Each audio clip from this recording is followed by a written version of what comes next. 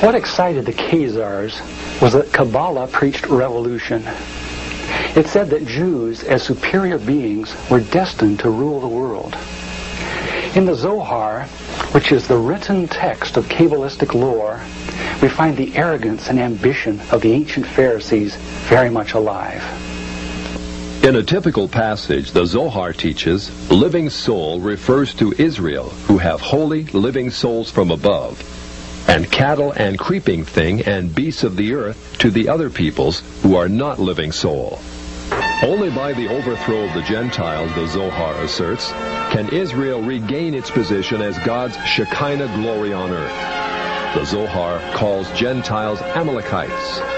In a passage typical of many, the Zohar says they caused the destruction of the temple. So when God reveals himself, they will be wiped off the earth. Redemption will not be complete until Amalek will be exterminated. But once Israel shakes off Gentile dominion and Christian influence, heaven will descend to earth. The Zohar says Israel will fulfill her predestined role, ruling the world under the leadership of her Messiah. Since the Kabbalah or Zohar was not merely a theological system, but taught the overthrow of the existing order, it was natural that before long Jews should begin to put it into practice. With the age of Voltaire and the so-called Enlightenment during the 18th century, we see a host of Jewish Kabbalists migrating west out of Poland and penetrating the very capitals of Europe. Jewish wonder workers, Balshems as they were called, Saint Germain, Cagliostro, Frank, Falk, men of vast wealth and mystery came upon the European scene at the end of the 18th century. In Europe, in the years preceding the French Revolution, the foundations were laid for a new order in the world. Kabbalists such as Adam Weishaupt helped establish the ultra-secret Illuminati, which became a cover for plots and intrigues that would begin the erosion of Christian civilization. At the same time, beginning with Jewish philosopher Moses Mendelssohn, many Jews began to perceive their religion not simply as a means of personal salvation, but as a way to reform society at large. Many Jewish activists said that, starting with such revolutionaries as Moses and the prophets, Israel had always had the social objective of righting injustice and taking the part of the downtrodden. It was the duty of every Jew, they said, to come to the aid of the oppressed working masses, called the proletariat, in their historic struggle against capitalistic bondage. Many Jews thus came out of the ghetto and took part in all the great revolutions of the 19th century, including the Revolution of 1829 and the Revolution of 1848. It is thus not surprising that as the 20th century dawns, we find Jews turning their attentions to the overthrow of one of the last monarchies still opposing Jewish advancement, the Romanov dynasty of Russia.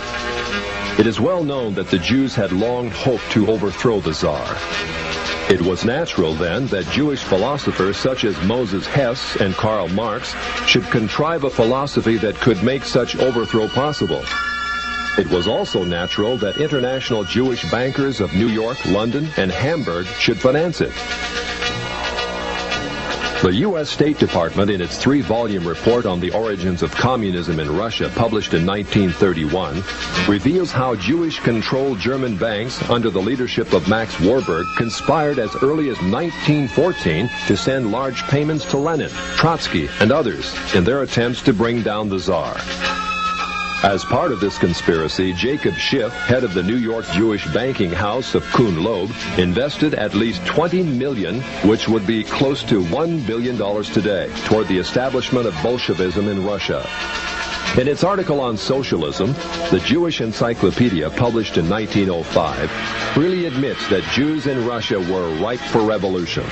In Russia, socialism, has become a movement of the Jewish masses. The later Encyclopedia Judaica tells us the communist movement and ideology played an important part in Jewish life, particularly in the 1920s and 1930s, and during and after World War II.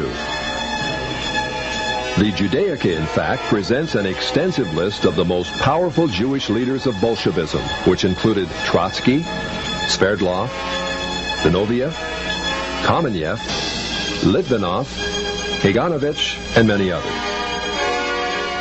The Judaica also tells us just how many Jews filled the communist ranks. It says anti-Semitism drove the bulk of Russian Jewish youth into the ranks of the Bolshevik regime. When the white Russian patriots heroically attempted to regain their freedom from the Jews, the Judaica says compact Jewish masses were utilized by the Bolsheviks to suppress such counter-revolution. Clearly, Jews and native Russians were engaged in a death struggle over the destiny of Russia.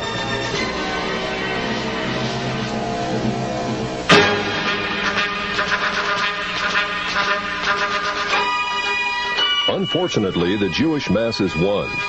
A rare photo shows the First People's Commissariat. From left to right are Uritsky, Trotsky, Zinoviev, Sverdlov, and Kaganovich, all Jewish. In 1918, intelligence services of the Western powers were buzzing with reports that communism was an international conspiracy fomented by atheistic Jews. British, Dutch, American, and other intelligence reports confirmed that Jews filled the Bolshevik ranks and that as much as 75% of all Soviet commissars were Jewish. In the Illustrated Sunday Herald of February 8, 1920, Sir Winston Churchill commented on what had almost become public knowledge. There is no need to exaggerate the part played in the creation of Bolshevism by these international and for the most part atheistical Jews. It is certainly a very great one.